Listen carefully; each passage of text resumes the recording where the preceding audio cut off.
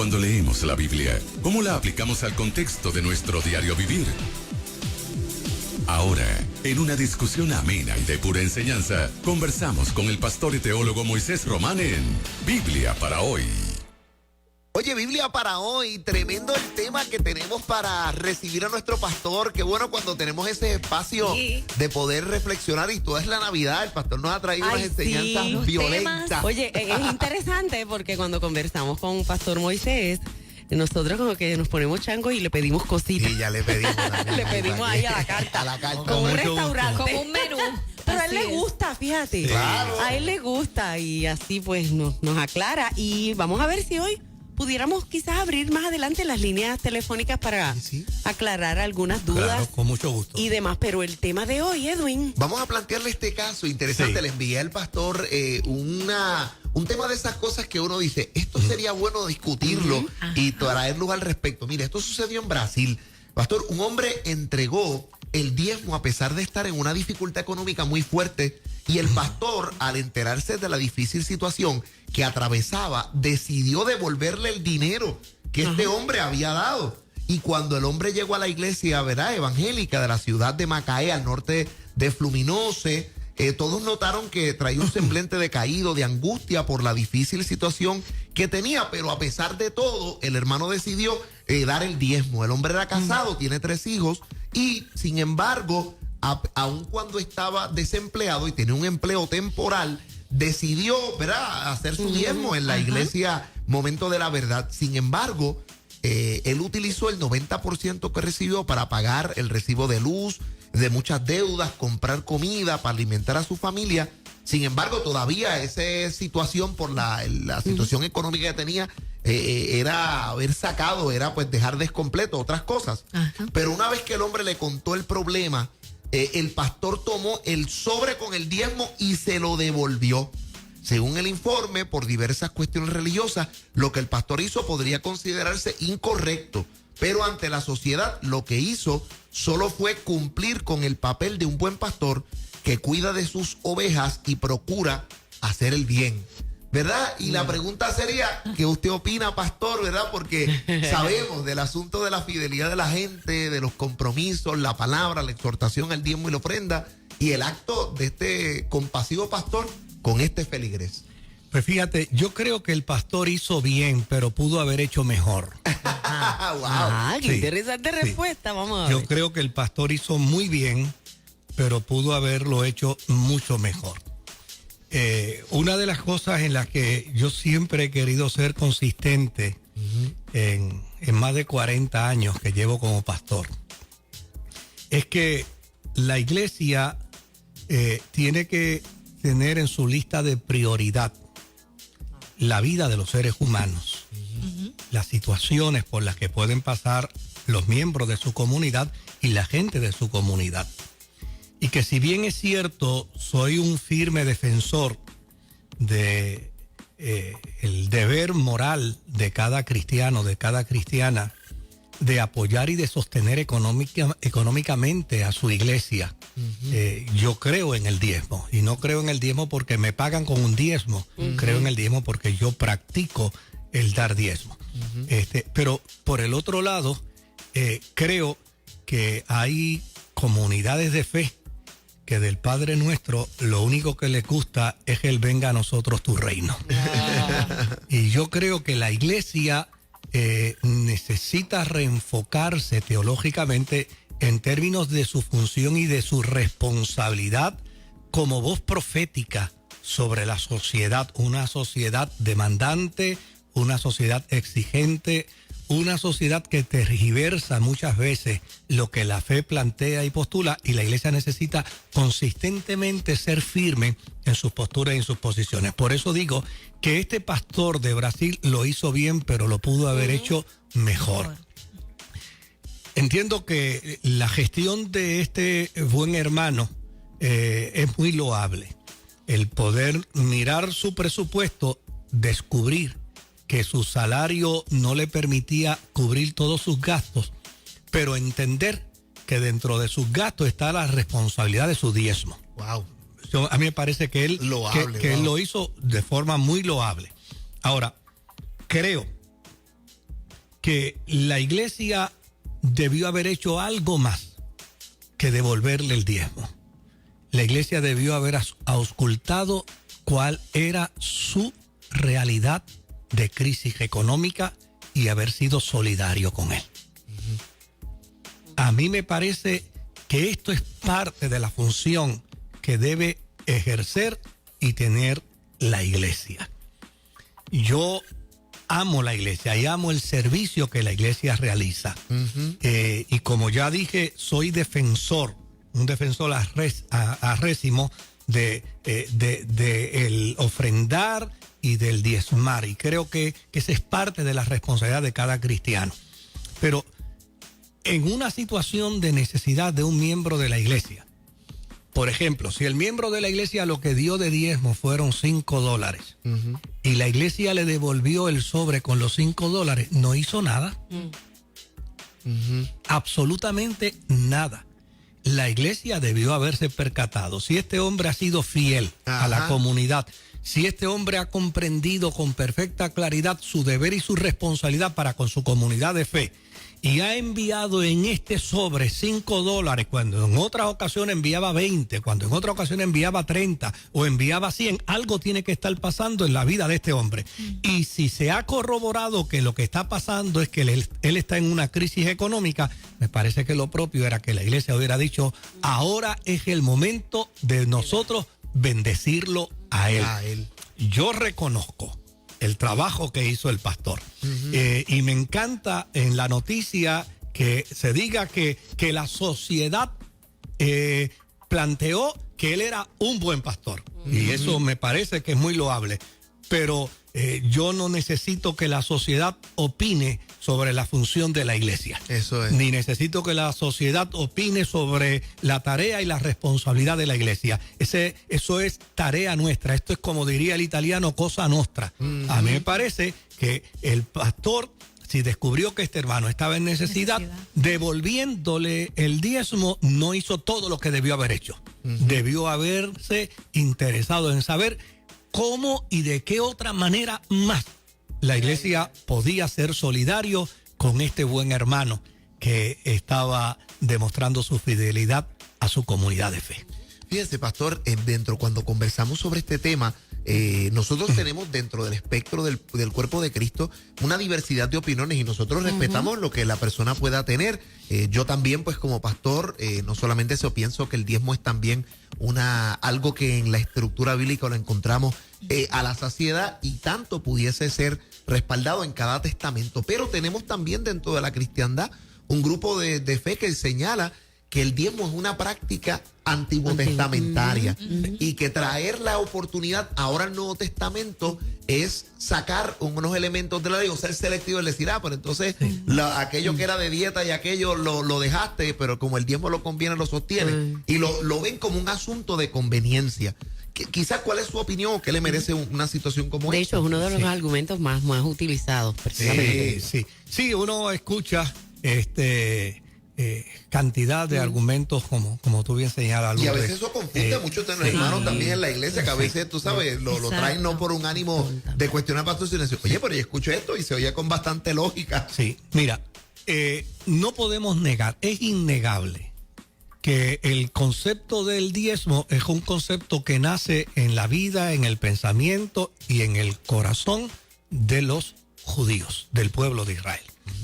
Y que adviene precisamente como resultado de una experiencia del padre de la nación de Israel llamado Abraham.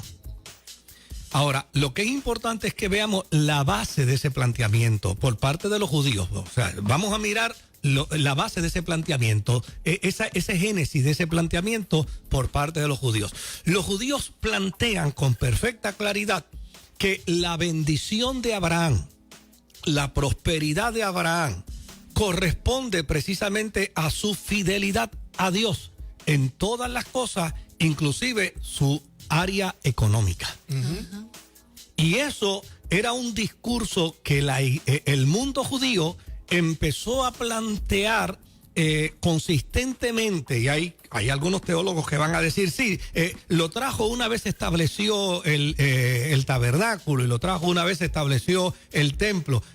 pero consistentemente lo mantuvieron.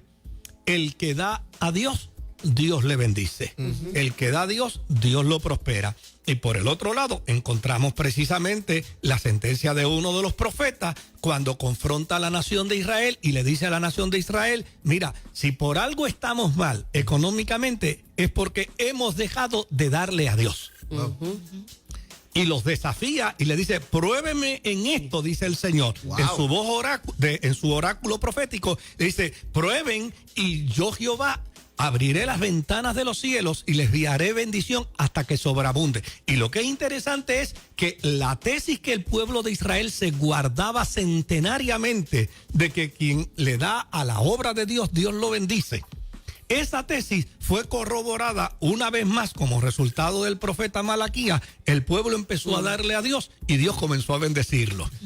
Y la mejor experiencia que tenemos es el testimonio de millones de personas que expresan con perfecta claridad que el secreto de su éxito es precisamente el dar, el ayudar, el bendecir. No necesariamente una iglesia, el darle a una viuda, el darle a niños huérfanos, el apoyar una institución, el enviar un chequecito a un hospital para atender a niños pacientes de cáncer. O sea, se ha comprobado lo que la Biblia dice, que hay mayor bendición en dar que en recibir. Y eso, desde el punto de vista bíblico, desde el punto de vista de la fe y desde el punto de vista experiencial, eso es innegable, totalmente innegable. Ahora, vamos al Nuevo Testamento.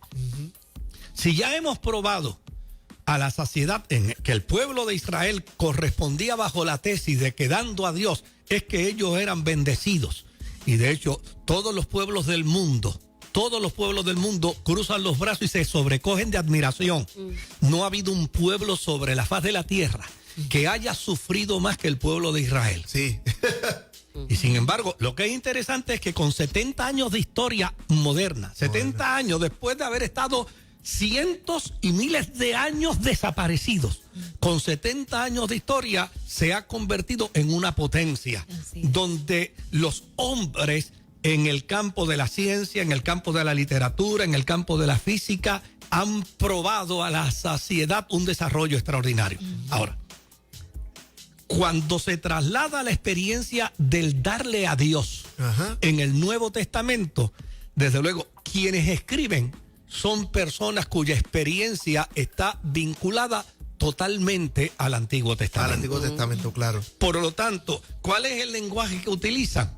Pues el libro de Hebreos está en el Nuevo Testamento, pero ¿en qué lenguaje está escrito en el Nuevo Testamento el libro de Hebreos? En un pensamiento totalmente judío. El Evangelio de Mateo está escrito en el Nuevo Testamento, pero ¿en qué pensamiento está escrito? Está en el pensamiento judío. Y así encontramos las cartas de Pablo, etcétera, etcétera. Ahora, lo que es interesante es que cuando llegó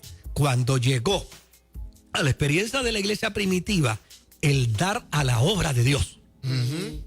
Fíjate que Pablo se cuidó. ¿Por qué? Porque hablar de diezmo en el mundo heleno era como hablar de nieve en un país tropical. Una experiencia sin relación. No tiene relación. Ahora, pero sí, en la naturaleza del ser humano sabe que darle a Dios siempre produce bendición. Sí. Y que Dios bendice a la gente que da. Y eso es parte de un proceso natural. Parte de un proceso natural. Yo he conocido gente que no es cristiana. Sí, man. Y ellos mismos me han dicho a mí que cuando dan, sienten una satisfacción profunda y una alegría profunda dentro de su corazón. Ay, Y yo he hecho el experimento con mis nietos. Yo he puesto a mis nietos a dar. Y le he preguntado después qué dan, qué sienten. Y de hecho, uno de ellos, mi nieta que a veces me acompaña, la primera vez que hice el experimento con ella, con una deambulante, le dije, vete, llévale ese dinero a ese deambulante. Cuando regresó, le dije, ¿qué sentiste? Y empezó a llorar. Ay, sí. Y me dice, tengo una alegría tan grande, Abu. Qué bella. O sea, porque dar produce alegría, dar produce satisfacción, dar produce contentamiento. Ahora, Pablo tiene un problema. ¿Cómo hablo del concepto del dar al mundo heleno cuando el mundo heleno no sabe esto, que de lo que es el diezmo? Porque esto nace en el corazón de los judíos. Así es. Ahora, Pablo le hace saber y le dice, mire, cuando llegue el día domingo, el primer día de la semana, usted separe una aportación de lo que haga ganado. de lo que usted se haya ganado. Y el día domingo llévela a la comunidad de fe y póngala al servicio de la obra del Señor. Eso es lo que hace Pablo. ¿Por qué no utiliza el término diezmo? Porque el término diezmo en el mundo heleno no se conoce. Ahora, ¿cuál es la premisa bíblica? La premisa bíblica es que quien le da a Dios no le da para que Dios le dé, le da porque Dios ya le ha dado. Y desde luego, yo puedo aceptar el planteamiento, como me dijo una vez un médico, me dijo, pastor, yo no creo en el diezmo. Y yo, pues, respeto eso, ¿verdad? Me dijo, yo no creo en el diezmo. Y ahí mismo sacó su chequera. En aquel tiempo se usaba mucho la chequera. Ajá. Y me dijo, mire esto, pastor, yo no creo en el diezmo.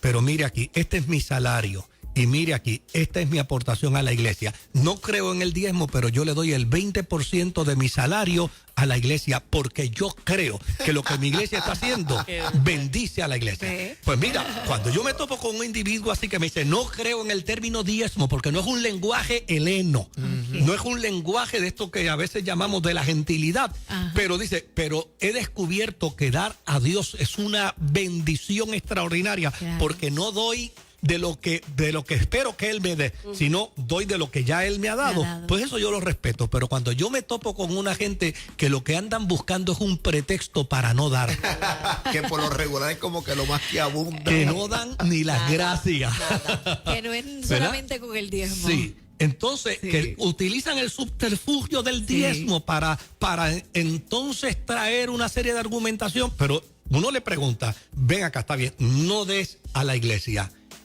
¿A un vecino tuyo en necesidad le das? No. ¿A un familiar tuyo en necesidad le das? No. Y entonces uno descubre, no es que es un buen teólogo en contra del diezmo, es que es un mezquino que no le da a la obra de Dios. Mira, ustedes van a ser testigos. Yo tengo aquí en mi bolsillo, en mi cartera, un dinero. Me lo entregó un hombre el martes, me lo entregó. No va a ninguna iglesia. Increíble. Me dijo, pastor, hágame un favor. Llévemele este dinero a esta institución. Wow. Porque yo he decidido en mi corazón bendecir a esta institución. Obviamente no me lo dio a mí, no se lo dio a mi iglesia, no se lo dio a ninguna de las organizaciones que yo represento, se lo dio a esa organización. Y yo tengo el dinero en mi cartera, precisamente en ese cheque, para llevarlo, Dios mediante, en el día de mañana a esa organización y decirle, mire, este señor fulano de tal envió esta aportación para ustedes. Wow. Pues eso yo lo admiro, eso yo lo respeto. Yo veo en esa gente el corazón de Dios, porque no hay nadie que le gane a Dios dando. El que no escatimó ni a su propio hijo, ¿cómo no nos dará juntamente con él todas las cosas?